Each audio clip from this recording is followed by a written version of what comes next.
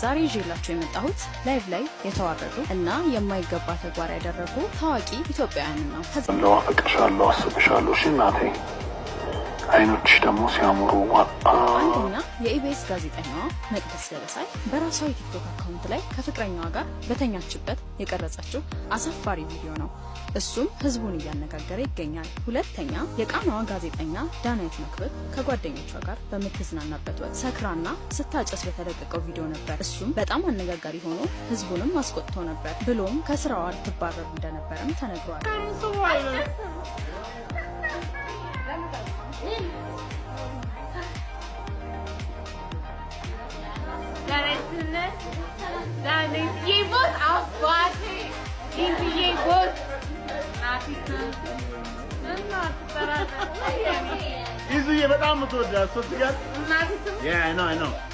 ሶስተኛ የቀድሞዋ የኤልቲቪ ጋዜጠኛዋ ቤቲ በአንድ ወቅት ኢንተርቪው ላይ ሳታስበው በተናገረችው ቃል አነጋጋሪ ሆና ነበር። ለምሳሌ እኛ ከምንበዳው they ask you how you are, you just have to say that you're fine when you're not really fine, but you just can't get into it because they would never. አራተኛ አርቲስት ሄኖክ ድንቁ ከብዙ ሴቶች ጋር ፍቅር በመጀመር የተለያዩ ጥቅሞችን ከነሱ እየተቀበለ በውሸት ያደረገባቸው አጸያፊ ተግባር ነበር። ሴቶቹን በመነጋገር ያደረገውን አጸያፊ ተግባር ሊያጋልጡበት ችለዋል። ይህም አነጋጋሪ የሆነ ክስተት ነበር። እኔ ፍቅር እናቴ ሞድሽ ማስበሽ የሚጨነቅልሽ እንደናነሽ እኔ ፍቅር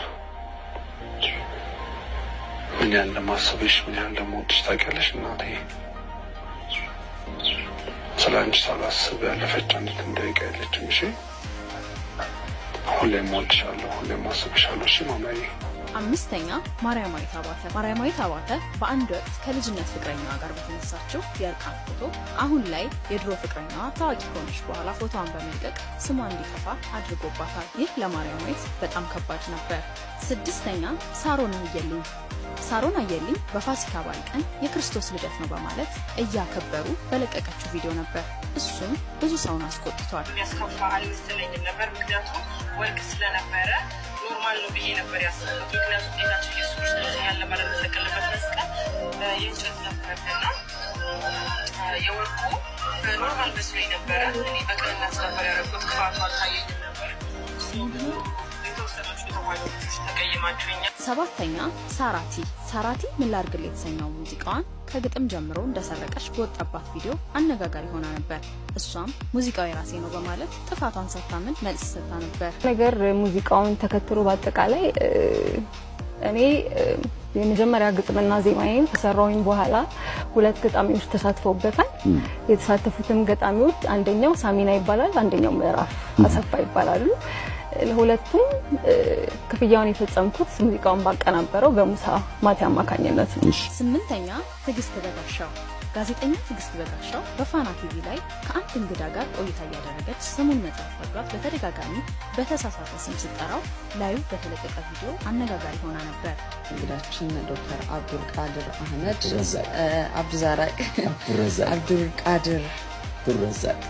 አብዱዛራቅ እሺ አህመድ ስዲያችን መተው ማብራሪያ ስለሰጠኝ ከልብ ነው የምናመሰግነው። ዘጠነኛ ማስተዋል ወንደሰን አርቲስት ማስተዋል ወንደሰን አንድ የከተማው ባለሀብት ሊደፍራት እንደነበር ላይቭ ገብታ ለአድናቂዎቿ የአድኑን ለቅሶ ያለቀሰች ተናግራ ነበር።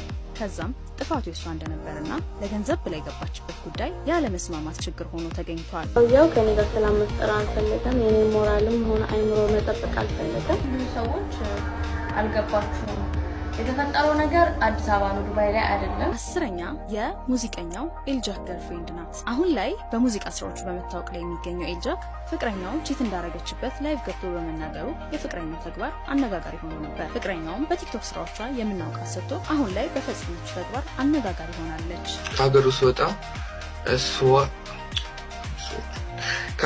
እሷ ሽወስሆም ለሁለት ወር ምናምን ከቤት አትወጣም ነበርና ቤት የነበረች አውስላይ አሪውጭ ምንድነው እንደዚህ ሁሌ ቤት የምትቆይ ምናምን ሁለት ወር ሞላው እኮ ምንድነው like go out have fun ምናምን ከዛ ከማን ጋር ወጣ ጓደኛ የለኝም አትለኝ የዶሮ ጓደኛ ፈልጋ ከዛ like okay እሺ ይሁንልሽ እና she found የዶሮ ጓደኛው ሴት ናትና አንድ ላይ ወጡ። አንድ ላይ ሲወጡ ያኛው ሴቷ ወንድ አመጣች ከወንዷ ጋር አንድ ቦታ ተቀመጡ። ከዛ ያኛው ወንድ ሌላ ሁለት ጓደኛ ተጨምሮ መጡ። ስለዚህ ሁለት ሴት እና ሁለት ሶስት ወንድ ነበሩ። ከዛ ደግሞ ስለተከታተላችሁ እናመሰግናለን።